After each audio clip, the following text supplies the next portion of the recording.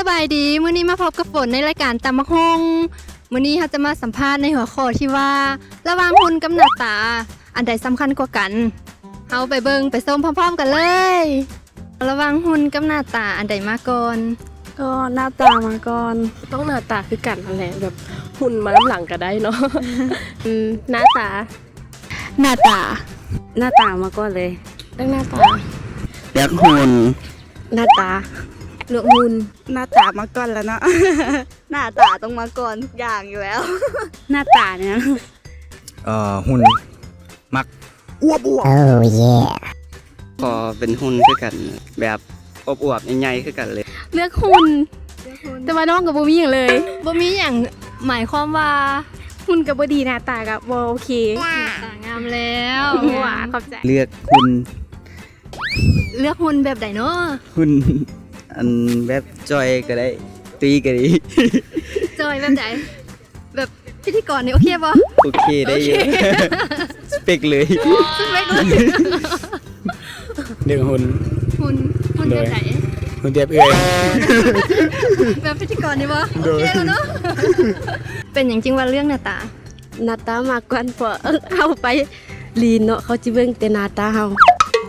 ย้อนหน้าตาสำคัญหุ่นนี่งามก่อนต้องมักก่อน เพราะว่าคนส่วนใหญ่ก็แบบนิยมหน้าตาแบบเป็นสิ่งสำคัญคือแบบ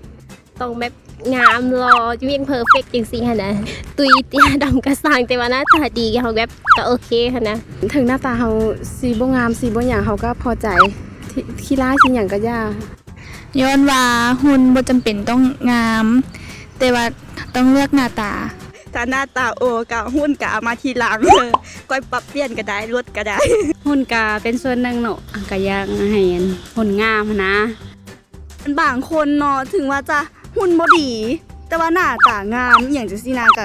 ก็มีคนเข้าหาหลายเลยน้องก็คิดว่าหน้าตานี่ต้องมาก่อนทุกเรื่องอยู่แล้ว หน้าตามาก่อนทุกเรื่องเนาะ โดยต้องเลือกทั้งสองอยู่แล้วเนาะ แต่ต้องเบิ่งทั้งสองคือกันแบบแต่ว่าจังไหนก็ต้องเบิ่งหน้าก่อนแล้วจึงเบิ่งหุ่นน้ำหลัง เพราะว่าหุ่นตรงมาก่อนหน้าต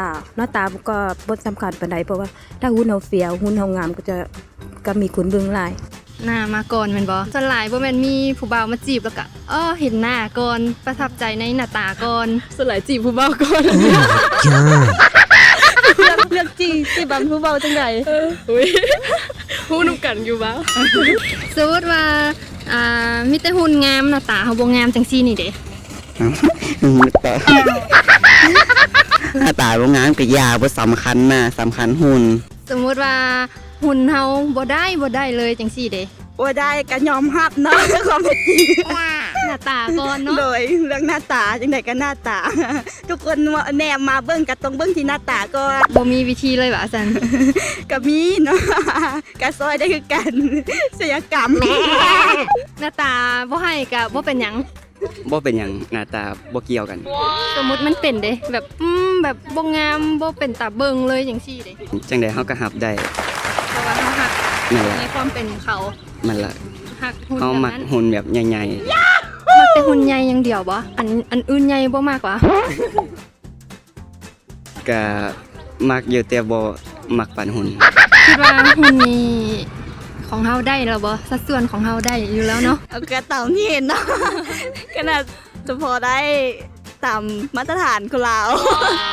ในตอนนี้นี่พึงพอใจกันกับหุ่นของตัวเองอยู่แล้ว บ่พอใจปานใด ยังบ่พอใจค่ะยังเก็บสูงอีกอยู่ ก็บ่พอใจแต่เลือกเกิดบ่ได้เนาะ